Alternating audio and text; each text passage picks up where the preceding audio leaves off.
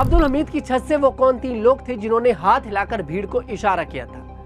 आखिर क्या बहराइच की पुलिस ने उग्र हुई उस भीड़ को ये कह दिया था कि जितना जलाना है जला दो? क्या ये पहले से तय था कि राम गोपाल मिश्रा की हत्या होनी थी? सरफराज को लेकर अब जो खुलासा हुआ है उसके बैकग्राउंड को लेकर उसमें कितनी सच्चाई है?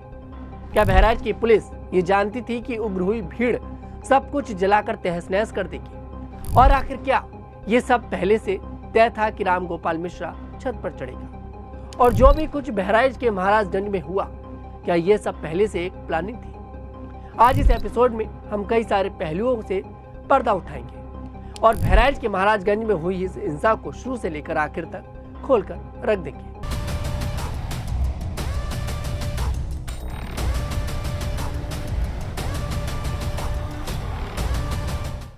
नमस्कार, मेरा नाम है तनुज और आप देख रहे हैं क्राइम कुंडली का एक और एपिसोड। हमारी अपील है कि सबसे पहले आप इस वीडियो को लाइक करें ताकि वीडियो वहां तक पहुंचे, यानी कि बहराइच तक, ताकि लोगों की आंखें खुले और इस तरह की हिंसा आगे कभी ना हो। बहराइच में 13 से 14 अक्टूबर यानी कि 13 की शाम और अगले दिन की सुबह और दोपहर जो भी कुछ हुआ, क्या वो सब पहले से तय था?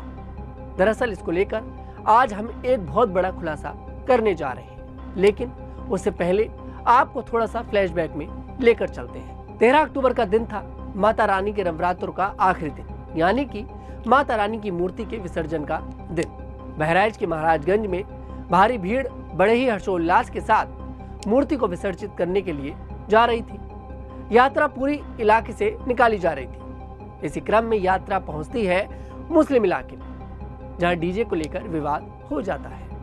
विवाद इतना बढ़ जाता है कि एक हिंदू युवक एक मुस्लिम युवक की छत पर चढ़ जाता है और मुसलमानों के इस्लाम के झंडों को हटाकर भगवा झंडा लगाने की कोशिश करता है। उस युवक का नाम था राम गोपाल मिश्रा। राम गोपाल मिश्रा छत पर चढ़ तो गया, लेकिन वापस आ न सका। कई सारे मुस्लिम लोगों ने उसे वहीं दबोच लिया और राम गोपाल मिश्रा को मौत के घाट उतार दिया। 13 अक्टूबर की शाम को एक वीडियो सोशल मीडिया पर वायरल हुआ, जिसमें साफ देखा गया कि राम गोपाल मिश्रा ने छत पर चढ़कर क्या किया। उसके बाद प्रशासन की मदद से हिंदू लोग मिलकर राम गोपाल मिश्रा को मुसलमानों के घर से निकालकर ले आए।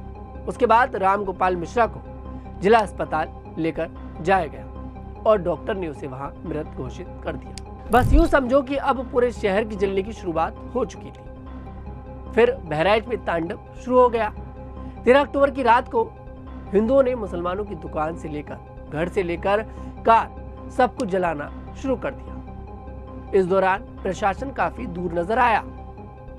फिर आती है 14 अक्टूबर और हिंसा अभी थमी नहीं थी। 14 अक्टूबर को महाराजगंज से लेकर बहराइच में दुकानें जलाई जा रही थी, लेकिन प्रशासन सिर्फ मुंह ताक रहा था। इस हिंसा में प्रशासन की सबसे बड़ी कमी देखी गई, प्रशासन की लापरवाही देखी गई।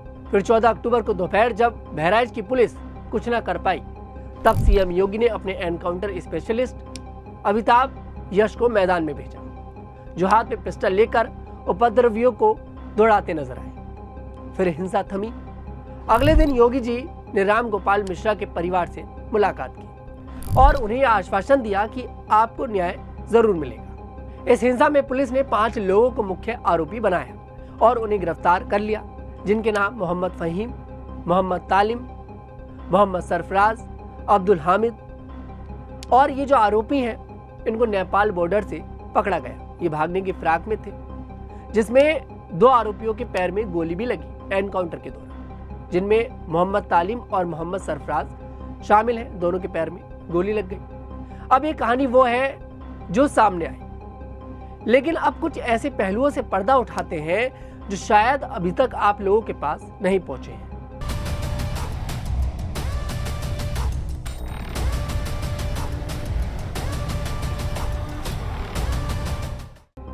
दरअसल जो भीड़ जिसने प्रदर्शन किया, जिसने कई घरों को आग लगा दी, जिसमें आज कई घरों में खाने के लाले पड़े हैं, जिन घरों से लूटपाट करी गई और जिन घरों में आग लगाने के बाद किसी सामान को नहीं छोड़ा गया, उसी भीड़ के कुछ लोगों ने इस बात को कबूल लिया है कि वो सब तो महज एक प्लानिंग थी।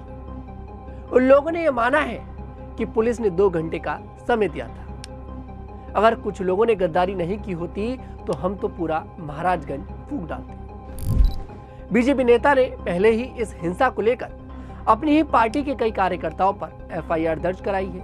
उन्होंने पहले ही इस बात का अंदेशा लगाया था कि पुलिस की लापरवाही के कारण ये हिंसा हुई थी। दरअसल दैनिक भास्कर के एक स्टिंग में कुछ स्थानीय लोग जो हिंसा में शामिल थे, उन्होंने कैमरे पर कबूला की हिंसा प्री प्लान थी। दरअसल भीड़ का हिस्सा रहे 2 से 3 लोगों ने यह माना कि उन्हें पहले से ही इस प्लानिंग के बारे में बताया गया था और उन्हें बताया गया था कि उन्हें बस फूंकना है, आग लगाना है, जिसका जैसे नंबर आए वो बस फूके, आग लगाए और जितना मन करे उतनी तबाही मचा सकता है। इन दोनों ने यह बताया कि उन्हें मालूम था कि एक बाइक शोरूम का मालिक और दूसरा लखनऊ सेवा अस्पताल जो इन दोनों का टारगेट था, उसमें 23 से 24 गाड़ियां थी। उन्हें आग के हवाले कर दिया गया, उन्हें जला दिया गया और लखनऊ सेवा अस्पताल में आग लगा दी गई। इन्हें यह फर्क नहीं पड़ता था कि यहाँ इंसान रहते हैं या कोई और, उन्हें करना था तो बस काम तबाह। इन्हें पहले से ही बताया गया था कि बाइक शोरूम का मालिक और अस्पताल का मालिक दोनों ही मुसलमान हैं। अब सवाल खड़ा हो रहा है कि आखिरकार 13 अक्टूबर की शाम क्या हुआ था? जो सारी तरकीब, जो सारी कहानियां, जो सारे किस्से आपको सुनाए गए, क्या उनमें सच्चाई है? दरअसल दैनिक भास्कर में ही ये दावा किया गया। उन्होंने लिखा है कि उन्होंने इसको लेकर वहां के थाना प्रभारी रहे उस अफसर से बातचीत की जिनके कार्यकाल के दौरान ये सब कुछ हुआ। उन्होंने ये बताया कि ये मैटर हिंदू मुस्लिम का था ही नहीं। जब ये यात्रा निकाली जा रही थी, जब लोग नाच गा रहे थे, तब ऐसा कुछ भी माहौल था ही नहीं जिससे ये माना जाए कि अगले ही दिन किसी की हत्या हो जाएगी, अगले ही दिन इतना बड़ा बवाल हो जाएगा और पूरे शहर को फूंक दिया जाएगा। उन्होंने बताया कि ना तो ये डीजे का किस्सा है, ना किसी गाने का किस्सा है। उस थानेदार ने कहा कि वहां जो भी कुछ हुआ वो सिर्फ इस बात पर हुआ कि अब्दुल हमीद यानी कि जिस छत पर राम गोपाल मिश्रा की हत्या हुई थी, जिसमें कुछ 3 लोगों ने भीड़ की तरफ इशारा किया था। इसी इशारे के बाद भीड़ में से एक व्यक्ति आता है और उसके बाद शुरू होती है कहासुनी और झड़प। यानी यह मामला शुरुआत में किसी हिंदू मुस्लिम का था ही नहीं। अगर इस अफसर की बातों पर यकीन किया जाए तो इसे केवल एक रंग दिया गया। यही नहीं बल्कि थाने में तैनात एक पुलिस अफसर ने नाम न बताने की शर्त पर यह बताया कि पूरे जिले में बीजेपी विधायक की इजाजत के बिना एक पत्ता तक नहीं हिलता है। ये वही बीजेपी विधायक हैं जिन्होंने हत्या के बाद प्रदर्शन कर रहे लोगों को समझा भुंजाकर शव को अंतिम संस्कार के लिए लेकर गए थे। इन्होंने अपनी पार्टी के कुछ नेताओं पर एफआईआर भी दर्ज कराई है। इस अफसर ने आगे बताया कि मुझे सूचना मिली है कि राम गोपाल मिश्रा की अब्दुल हामिद के परिवार से रंजिश थी।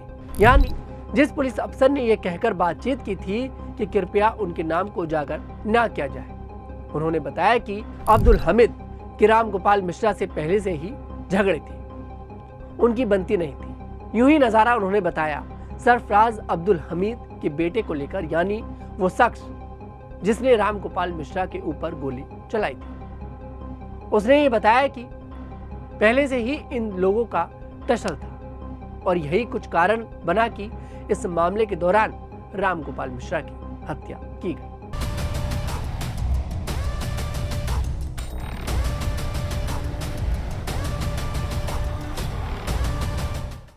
ये कहानी सिर्फ इस बात को नहीं बताती है कि राजनीति जो होती है वो कितनी हद तक गिरती है। हालांकि जैसे ही बीजेपी विधायक ने इसमें एफआईआर दर्ज करवाई, उनके कुछ स्थानीय लोगों ने उन्हें मारने की कोशिश की, हिंसा को अलग रूप देने की कोशिश की, उनकी कार पर पथराव करवाया, फायरिंग करवाया। इससे यह नहीं पता चलता कि आखिरकार भीड़ में क्या कुछ होता है।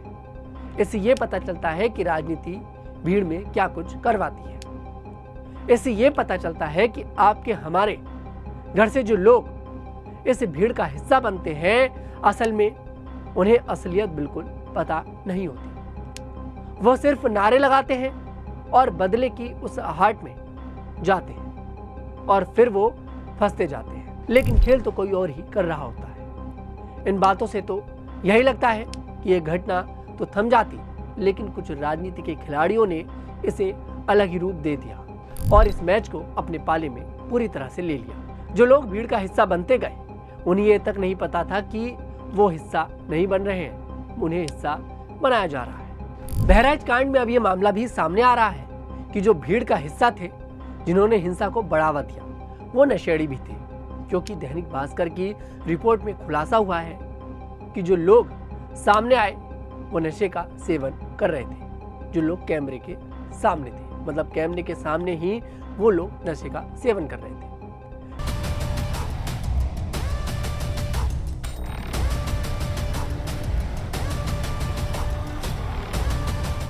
फिलहाल मेरी अपील है, द न्यूज़ 15 की अपील है कि अपना ख्याल रखें, अपनों का ख्याल रखें और किसी अपने को किसी क्राइम की संलिप्तता में ना जाने दें। उन्हें इस भीड़ का हिस्सा ना बनने दें। आप में से, हम में से बहुत सारे लोग अलग अलग राजनीतिक दलों के समर्थक होंगे। कुछ को बुरा भी लगेगा, कुछ को अच्छा भी लगेगा, लेकिन अच्छे बुरे की बात वहां होगी जहां देश के लिए बातचीत होगी, वहां नहीं जहां कोई आपका अपना, कोई आपका सगा संबंधी, कोई आपके ही घर से उन्हें उस भीड़ का हिस्सा बनाया जा रहा हो, जिस भीड़ में जाकर वो किसी घटना को अंजाम देंगे, फिर जिस पर FIR होगी और फिर जेल जाना पड़ेगा, और फिर बचाने वाला कोई पार्टी का नेता नहीं होगा, आपका कोई अपना नहीं होगा। मेरा नाम था तनुज दीक्षित और आप देख रहे थे क्राइम कुंडली का ये एपिसोड। नमस्कार।